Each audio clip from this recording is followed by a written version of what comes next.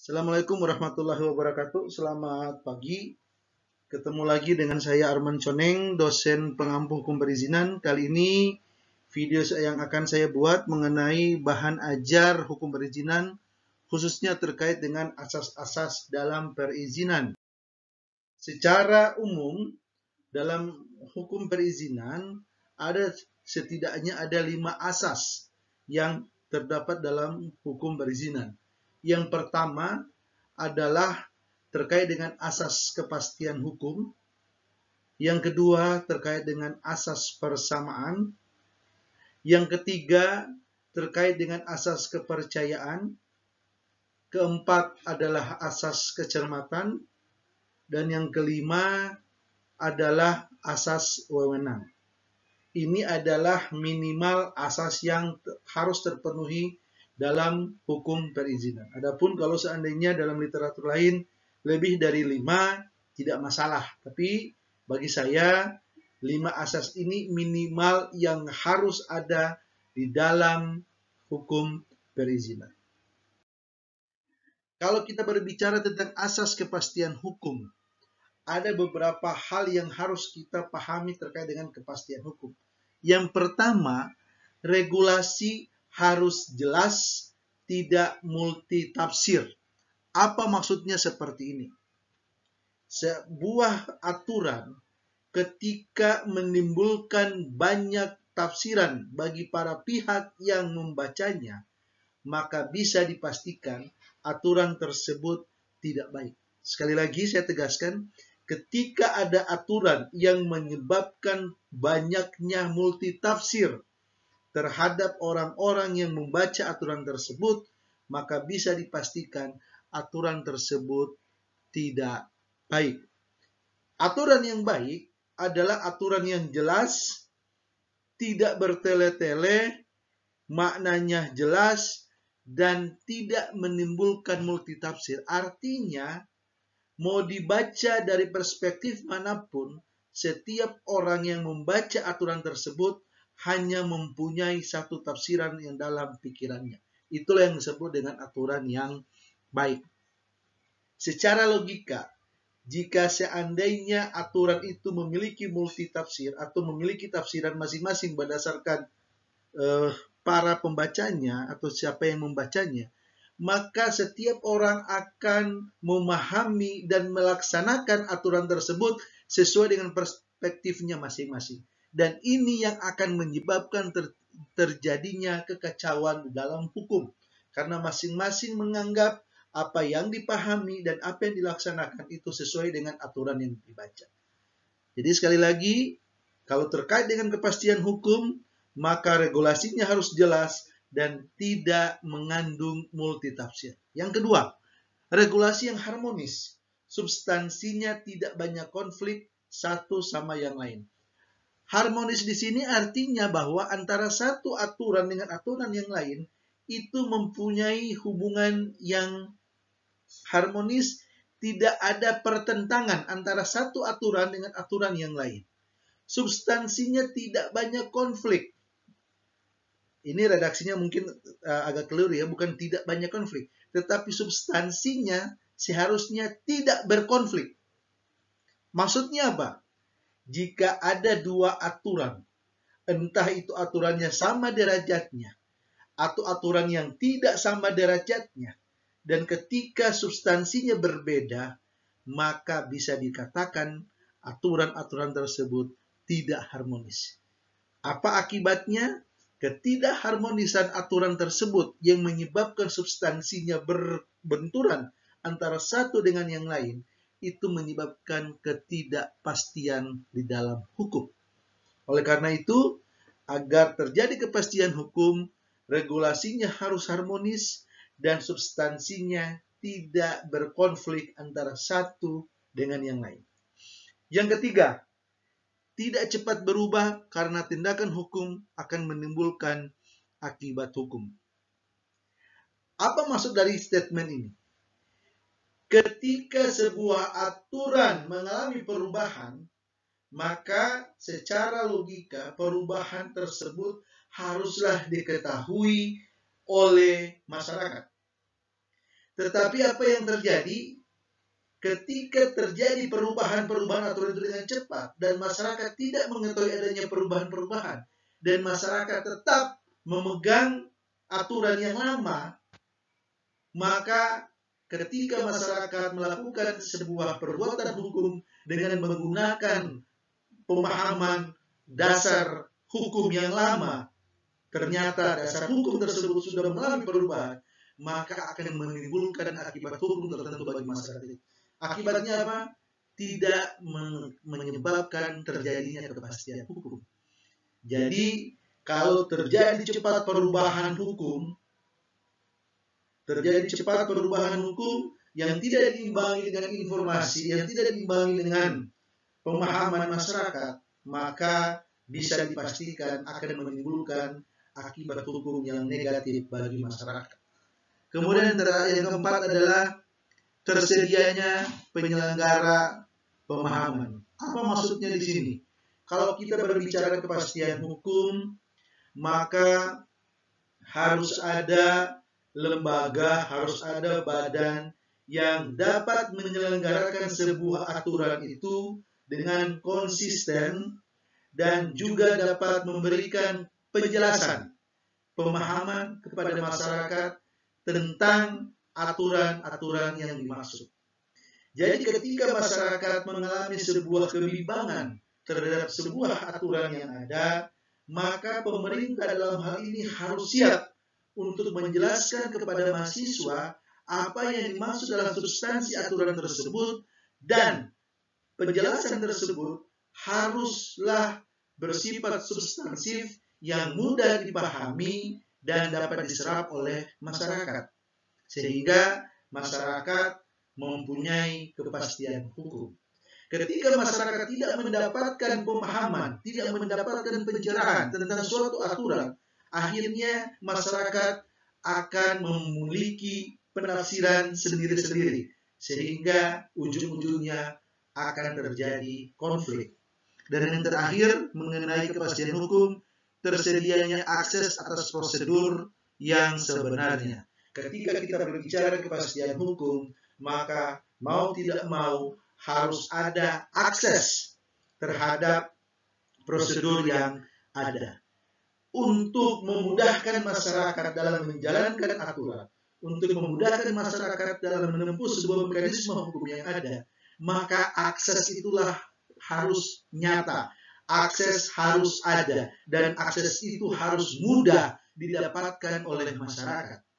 Bagaimana mungkin dalam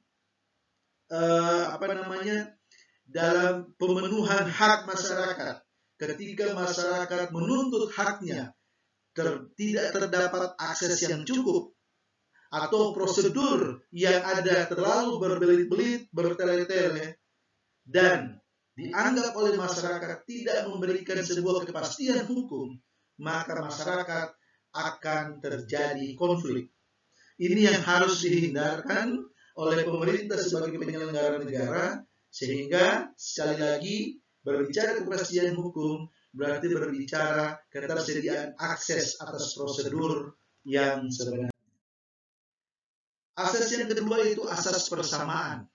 Berbicara persamaan berarti perbuatan pemerintah itu tidak diskriminatif atau tidak pilih kasih. Artinya apa?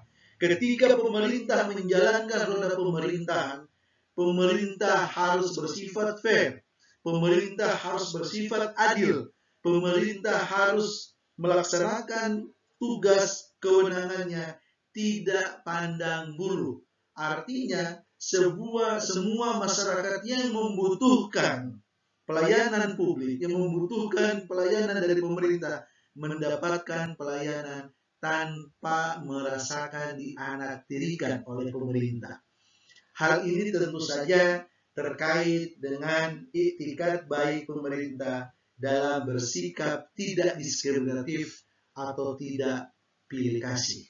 Kemudian asas persamaan terkait juga mengenai kebijakan yang tidak multitafsir tadi. Saya sudah singgung ketika membahas asas kepastian hukum.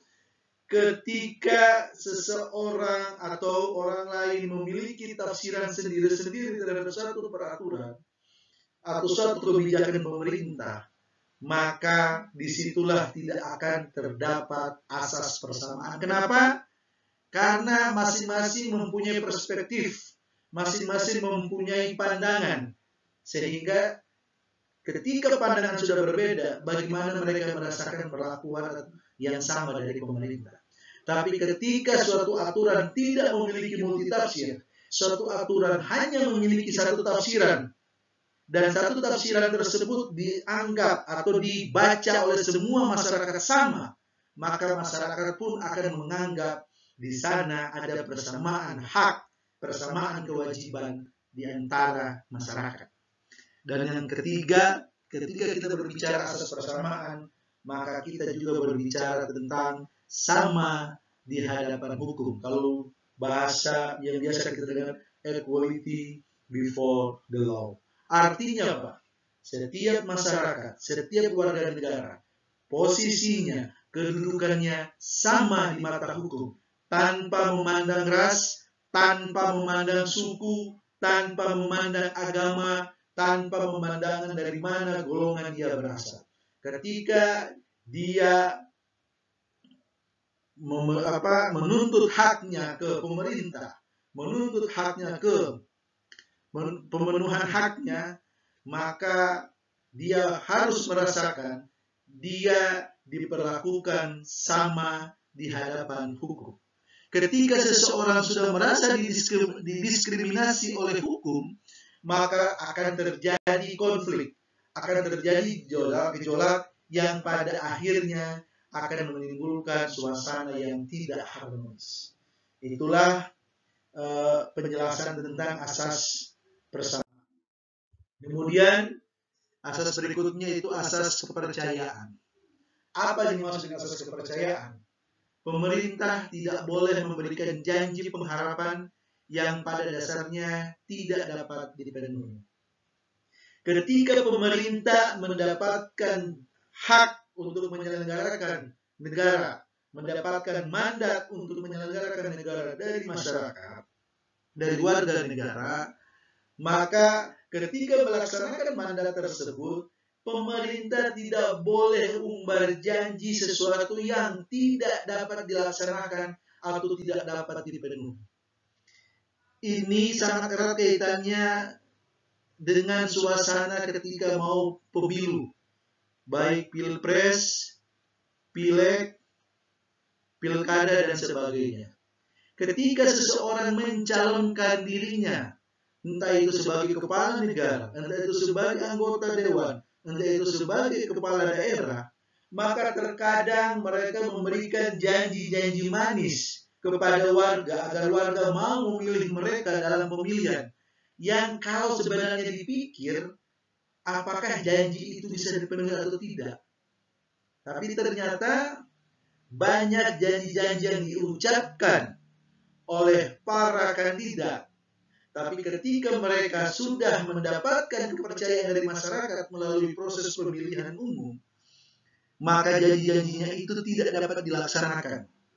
Ada beberapa kriteria, beberapa hal kenapa janji tidak dapat dilaksanakan. Yang pertama, mereka lupa akan janjinya. Dan yang kedua, mereka tidak sanggup melaksanakan janji itu karena memang dari awal mereka hanya sekedar menjanjikan sesuatu agar tujuannya bisa menarik simpati dari para pemilih. Nah, inilah yang akan mencoreng asas kepercayaan dalam roda pemerintahan.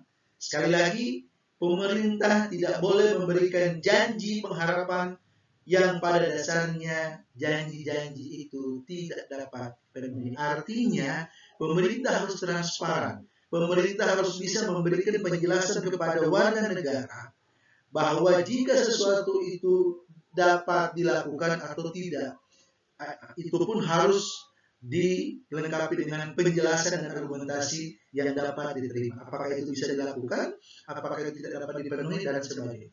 Kemudian yang kedua, masyarakat memberikan sebagian haknya karena percaya dengan dasar pemerintah akan menggunakannya untuk kepentingan masyarakat. Sekali lagi, kalau kita bicara tentang teori pembentukan negara, di situ ada mandat yang diberikan oleh rakyat kepada pemerintah, karena rasa kepercayaan rakyat kepada pemerintah yang ditunjuk, yang dipilih untuk melaksanakan roda pemerintahan. Kenapa mereka ditunjuk? Karena ada trust, ada kepercayaan dari yang memilih terhadap siapa yang dipilih. Oleh karena itu, ketika sudah mengemban kepercayaan dari rakyat, ketika kita sudah memegang jabatan karena ada kepercayaan dari pemilih, maka kita harus amanah dengan kepercayaan itu. Kita harus pegang kepercayaan yang diberikan dengan bagaimana caranya, dengan melaksanakan tugas, melaksanakan kewenangan, melaksanakan kewajiban kita sesuai dengan kaidah norma yang berlaku. Dengan demikian, ketika kita melaksanakan tugas sesuai dengan norma kaidah yang berlaku, maka secara tidak langsung kepercayaan yang diberikan oleh masyarakat kepada kita, kepada pemerintah, itu bisa terjaga. Bagaimana mungkin kita bisa bayangkan jika rakyat sudah tidak percaya lagi dengan pemerintah, jika rakyat sudah tidak percaya lagi dengan para pejabat, jika rakyat sudah tidak percaya lagi terhadap penyelenggara negara, maka akan terjadi kekacauan, akan terjadi usaha untuk penggulingan kekuasaan karena kepercayaan yang diberikan tidak dilaksanakan dengan sebaik-baiknya. Kemudian asas berikutnya adalah asas kecermatan. Kalau kita berbicara tentang asas kecermatan, berarti adanya keharusan pemerintah atau pejabat yang wajib mempertimbangkan berbagai aspek dari tindakannya. Ini jelas. Kalau kita bicara asas kecermatan, artinya setiap tindakan, setiap perilaku, setiap kebijakan yang dikeluarkan oleh pemerintah harus sudah dipikirkan dengan secermat-cermatnya, harus sudah dipikirkan dengan sematang-matangnya dampak dan akibat yang akan terjadi. Jangan sampai gara-gara kita punya hutang politik kepada satu partai, kita punya hutang politik kepada suatu lembaga, suatu golongan tertentu. Ketika kita menjabat dalam sistem pemerintahan, kita mengeluarkan sebuah kebijakan yang menguntungkan golongan itu saja, tetapi merugikan golongan yang lain. Artinya, bisa dipastikan apa yang dikeluarkan, kebijakan yang dikeluarkan oleh pemerintah dalam hal ini, itu tidak melalui sebuah proses yang cermat dan yang matang. Ada kalanya juga pemerintah buru-buru, terkesan tergesa-gesa mengeluarkan sebuah kebijakan, terkesan berperilaku tegas mengeluarkan sebuah aturan. Padahal di balik aturan tersebut, di balik kebijakan yang dikeluarkan, itu ada sesuatu yang tidak dipikirkan dampak dan akibatnya. Salah satu contoh, ketika ada isu Presiden mengeluarkan Perpres tentang izin investasi minuman keras. Bagi saya pribadi, seharusnya Presiden memikirkan bahwa mayoritas penduduk Indonesia adalah umat Islam, di mana dalam ajaran Islam adalah menolak atau mengharamkan minuman keras. Artinya, Presiden dengan jajarannya harusnya sudah berpikir bahwa jika kebijakan ini dikeluarkan, pasti akan terjadi konflik horizontal ataupun vertikal dari masyarakat. Akhirnya, ketika Presiden mengeluarkan perpres tersebut, banyak terjadi penolakan, banyak terjadi ketidaksetujuan dalam masyarakat, menganggap bahwa perpres ini salah, perpres ini tidak cermat dan sebagainya. Akhirnya perpres terkait dengan investasi miras itu akhirnya dicabut kembali oleh Presiden. Ini menjadi pengalaman bahwa pemerintah harus cermat dalam mengeluarkan setiap kebijakan. Harus bisa memikirkan dampak dan akibatnya dari kebijakan tersebut. Harus memikirkan bagaimana reaksi masyarakat terhadap kebijakan tersebut. Yang kedua, berkait dengan asas kecermatan, diperlukan sistem manajemen perizinan yang baik. Tentu ini sangat berpegang peran yang sangat penting. Bagaimana mungkin sebuah perizinan dapat terlaksana dengan baik kalau manajemen perizinannya tidak dilakukan dengan baik. Artinya, di sini harus ada sikap cermat dalam menerapkan sistem manajemen perizinan. Setiap langkah, setiap prosedur, setiap mekanisme yang terkait dalam sistem manajemen perizinan harus dipikirkan secara cermat. Sehingga apapun yang kebijakan yang diambil terkait dengan sebuah sistem, sebuah kebijakan, terkait dengan sebuah manajemen, itu akan berimbas dengan hal yang positif. Kenapa? Karena memang dasarnya sudah dipikirkan dengan cermat. Dan yang ketiga adalah adanya sumber daya manusia yang ahli dalam bidangnya.